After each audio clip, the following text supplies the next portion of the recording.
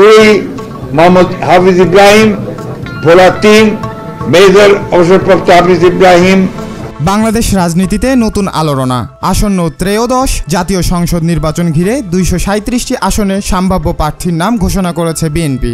রাজনীতির অঙ্গনে এখন একটাই প্রশ্ন, কোন আসনে কে আর কেন বাকিগুলো ফাঁকা রাখা হলো? আপনি দেখছেন জিবিসি বাংলা সত্য ও ন্যায়ের পথে। সোমবার বিকেলে রাজধানীর গুলশান বিএনপি চেয়ারপারসনের কার্যালয়ে অনুষ্ঠিত হয় সংবাদ সম্মেলন। দলের মহাসচিব মির্জা ফখরুল ইসলাম আলমগীর আনুষ্ঠানিকভাবে এই প্রার্থীদের নাম ঘোষণা করেন। তিনি জানান, এই তালিকাটি এখন সম্ভাব্য প্রার্থী তালিকা, প্রয়োজনে পরিবর্তন আনা হতে পারে যে কোনো সময়। এই ঘোষণার আগে দলের স্থায়ী কমিটির জরুরি বৈঠক চলে প্রায় 5 ঘন্টা ধরে, যেখানে লন্ডন থেকে ভার্চুয়ালি যুক্ত ছিলেন বিএনপির ভারপ্রাপ্ত চেয়ারম্যান তারেক রহমান। প্রার্থীদের তালিকা ও গুরুত্বপূর্ণ দিক ঘোষণায় দেখা যায়, ঢাকা 1-এ খন্দকার আবু আশফাক, ঢাকা 2-তে আমানুল্লাহ আমান, ঢাকা 3-এ গয়েশ্বর চন্দ্র রায়, ঢাকা 6-এ এশরাক হোসেন আর ঢাকা 8-এ মির্জা আব্বাস প্রার্থী হিসেবে মনোনীত হয়েছেন। তবে ঢাকা 7, 9, 10, 12, 13, 17, 18 ও 20 নম্বর আসনের প্রার্থীদের নাম পরে ঘোষণা করা হবে।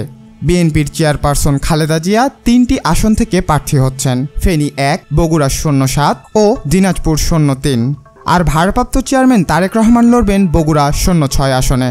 দলের মহাসচিব মির্জা ফখরুল ইসলাম আলমগীর নিজ জেলা ঠাকুরগাঁও 01 আসনে প্রতিদ্বন্দ্বিতা করবেন।